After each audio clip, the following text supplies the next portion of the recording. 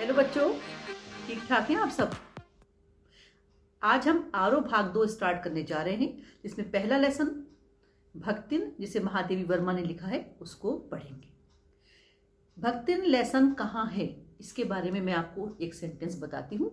देखिए, भक्तिन महादेवी ने लिखा है, जो कि रेखा चित्र है और स्मृति की रेखाओं में संकलित है। ये बहुत फेमस उनका रेखा चित्र है, जो भक्तिन के जीवन पे उन्होंने लिखा है। भक्तिन महादेवी के पास आई हुई एक ऐसी महिला थी जिसे समाज ने बहुत सताया था। गले में कंठी की माला थी, सर पे बाल नहीं थे, एक धोती पहने थी जिससे उसने सर कवर कर रखा था। उसके सारे इस हुलिये को देखकर महादेवी ने उसे भक्तिन का नाम दिया। वैसे उसका असली नाम लक्ष्मी था, जो कि गांव में लक्ष्मी कहलाती थी। महादेवी ने लक्ष्मी यानी कि भक्तिन के जीवन को 4 भागों में यहाँ पर बांटा है। पहले हम इस कहानी को सीधा सा आपको बताएंगे। वैसे बुक में आपकी जो कहानी स्टार्ट है वो तो महादेवी के पास लक्ष्मी के आने से है, जबकि उसको भक्तिन नाम दिया गया था। लेकिन मैं उसके बचपन की तरफ जाऊंगी पहले। देखिए, इलाहाबाद कल का और आज का प्रयागराज, उसके पास 2 गांव हैं, 2 छोटी छोटी जगहें हैं, झूसी और हंडिया।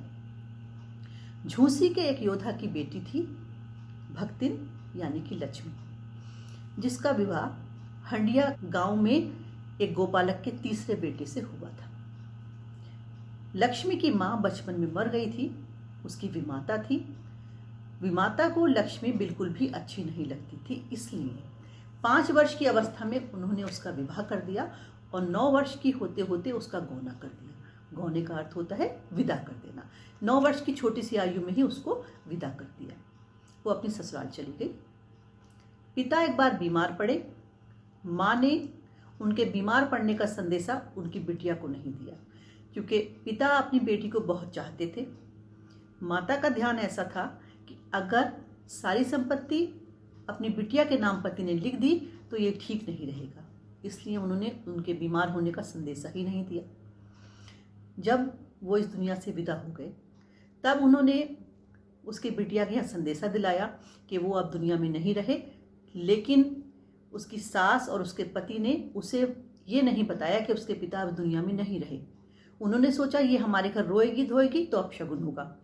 ये कहकर कि तुम बहुत दिन से अपने पीहर नहीं गई हो, पीहर यानी कि मायका, बहुत दिन से अपने पीहर नहीं गई हो, जाओ हो आओ। उसकी सास ने उसे सजाया संवारा, गहने पहनाए और भेज दिया।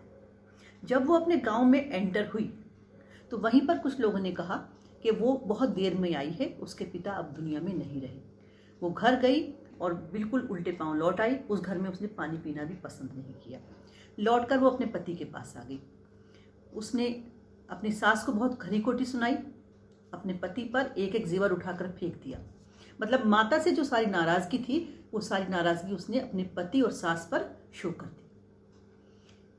ये उसके जीवन का एक हिस्सा है। इसके बाद वो यहाँ रहने सहने लगी। उसके यहाँ एक कन्या रत्न उत्पन्न हुआ। कन्या को मैं रत्न कह रही हूँ, जबकि कहानी में कन्या को रत्न नहीं माना गया। कन्या रत्न उत्पन्न हुआ। उनके परिवार में कोई भी लड़की नहीं थी, ना उसकी जेठानियाँ 2 थी, उनकी कोई लड़की थी, और ना उसकी सास थी, उनकी कोई लड़की थी। सिर्फ परिवार में लड़के ही लड़के थे। इस बात से कि लड़की उसके यहाँ उत्पन्न हुई है, उसका सम्मान घट गया। जो जेठानियाँ थीं, उनके पति उनको बहुत मारते पीटते, तरह तरह से टॉर्चर करते। लक्ष्मी का पति उस पर हाथ नहीं उठाता था, चाहे जेठानियाँ जितना भी उसको सिखाती समझाती। वो अपनी पत्नी से बहुत ही प्रेम करने वाला व्यक्ति था। लेकिन एक बुरी बात ये हुई उनके परिवार के हिसाब से कि उनके यहाँ 2 कन्याएं और उत्पन्न हो गई, यानी कि लक्ष्मी की 3 लड़कियां हो गई। परिवार में उसकी उपेक्षा शुरू हो गई। उसे खाने पीने के लिए ठीक से नहीं मिलता था, जबकि उनकी जेठानियाँ अपने बेकार से लड़कों को, जो ना पढ़ते थे ना लिखते थे ना कोई काम करते थे, अच्छा अच्छा भोजन कराती, दूध की सारी बालाई उतार कर खिला देती। और उसकी लड़कियों के हिस्से में बासी भात आता, मट्ठा आता, ऐसी बेकार की चीज़ें आती जो कि दूसरे लोग नहीं खाते थे। लेकिन लक्ष्मी और उसकी लड़कियाँ बहुत ही सब्र वाली थी। इसके बाद भी वो काम करती रहती। लक्ष्मी अपने पति के साथ काम करती थी। उसको पता था कि कौन सा खेत अच्छा है, कौन सा पेड़ अधिक फल देने वाला है। वो अपनी संपत्ति के बारे में अब एक एक चीज़ बारीकी से जानती थी। इसी के बल पर उसने पति के साथ मिलकर अपनी संपत्ति का बंटवारा कर लिया। ऊपर से तो वो दिखाती रही कि उसे पता ही नहीं कौन सा हिस्सा उसको मिल रहा है, लेकिन अंदर से क्योंकि उसको जानकारी थी एक एक चीज़ की, उसने अच्छी चीज़ें अपने लिए अपने हिस्से में कर ली। उसके जीवन बहुत सुख से चलने लगा।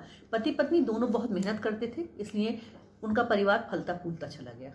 लेकिन उसके दुख का अंत नहीं था, क्योंकि उसका पति 36 साल की उम्र में इस दुनिया से विदा हो गया, जबकि वो अभी 29 ही साल की थी। पति चला गया, उसने कच्ची गृहस्थी उसके लिए छोड़ दी। बस एक बात अच्छी हुई थी कि बड़ी लड़की का विवाह पति ने कर दिया था। अब वो क्या करती, बहुत परेशान हो गई। उसने दामाद की सहायता से बाकी 2 लड़कियों का विवाह किया और जो उसकी लड़की थी जिसका पहले विवाह हो चुका था, उसे अपने यहाँ बुलाकर रख लिया। उसकी संपत्ति को देख देख कर उसके परिवार के लोगों के मन में बहुत पानी आता था। वो चाहते ये थे कि किसी तरह से ये जो सारी संपत्ति है वो उसको मिल जाए। लेकिन लक्ष्मी ने अपने बाल मुंडवाकर ये बात डिक्लेयर कर दी कि वो विवाह नहीं करेगी और वहीं पर रहेगी। उसकी बेटी जो थी वो वहाँ रहने लगी अपनी माँ के साथ। माँ बेटी दोनों बहुत मेहनती थी, बहुत मेहनत करती थी। लेकिन किस्मत खराब थी बेटी की भी। कुछ दिनों बाद उसका पति भी दुनिया से चल बसा। अब जो रिश्ते के भाई थे उन्होंने ये कोशिश करनी शुरू कर दी कि किसी अपने जान पहचान वाले से इस लड़की का विवाह करा दें तो संपत्ति पर उनका अधिकार बना रहेगा।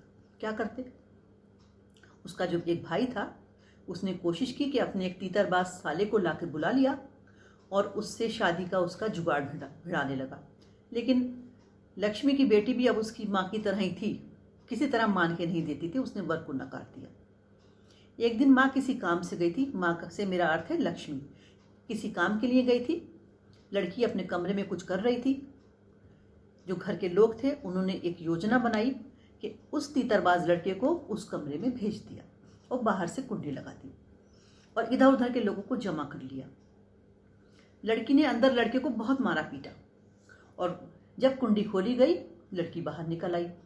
लोगों ने देखा तो कलयुग कहा कि कलयुग है, ये तो कलयुगी लड़की है। जबकि लड़की ने यह कहा कि उसने उसको कितना मारा है, उसके मारने के निशान जो है उसके शरीर पर हैं। वो अपनी इच्छा से नहीं ये सब नहीं कर रही थी, ज़बरदस्ती षड्यंत्र रचा गया था। लेकिन कोई सुनता नहीं है। जो लोग थे उनके मन में डाउट तो ज़रूर आ गया था कि शायद लड़की ही सही है। लेकिन पंचायत बिठाई गई। पंचायत ने फैसला दिया कि जो कुछ देखा गया है उसके हिसाब से अब दोनों को पति पत्नी ही बनना पड़ेगा, उनका विवाह कराना पड़ेगा, उनको जीवन साथ बिताना पड़ेगा। यहाँ पर माँ बेटी दोनों मजबूर हो गई। उन्होंने इस बात को एक्सेप्ट कर लिया। वो तीतरबाज लड़का उस लड़की का पति बनकर रहने सहने लगा, लेकिन कुछ करता ही नहीं था। वो जो भी कुछ मेहनत मजदूरी करती हैं दोनों माँ बेटी, वो सारा का सारा वो इधर उधर उड़ा दिया करता था। एक बार ऐसा हुआ कि उसने लगान ही नहीं भरा।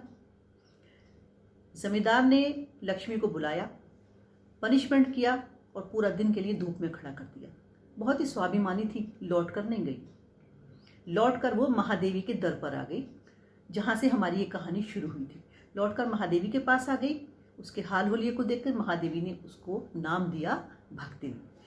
अब उसकी ज़िंदगी का चौथा अध्याय शुरू होता है। 3 अध्याय इस तरह से पूरे हो गए, यानी कि ज़िंदगी का चौथा भाग शुरू होता है। जिस भाग से हमारी कहानी शुरू हुई थी, ये भाग उसका महादेवी के साथ बीते। महादेवी, अब हम उसको लक्ष्मी नहीं कहेंगे, हम उसको अब भक्तिन कहेंगे, क्योंकि अब उसका नाम भक्तिन हो गया है। लेकिन महादेवी के सामने उसने एक ही शर्त रखी कि उसका नाम किसी के सामने वो डिस्क्लोज नहीं करेंगी कि लक्ष्मी है, क्योंकि जिस तरह से उसका समय बीत रहा था, जिस तरह से उसका इस जीवन बीत रहा था, नाम में और जीवन में एकदम से विरोधाभास था। इस महादेवी ने उसकी इस रिक्वेस्ट को एक्सेप्ट कर लिया और अब वो भक्तिन के नाम से जानी जाने लगी। मैंने कहानी में के 3 अध्याय आपको बता दिए। चौथा अध्याय महादेवी वर्मा के जीवनी के साथ में आपको बताऊंगी अगले वीडियो में। पसंद आया होगा आपको वीडियो? अगले वीडियो को ज़रूर देखिएगा, सुनिएगा। Thank you.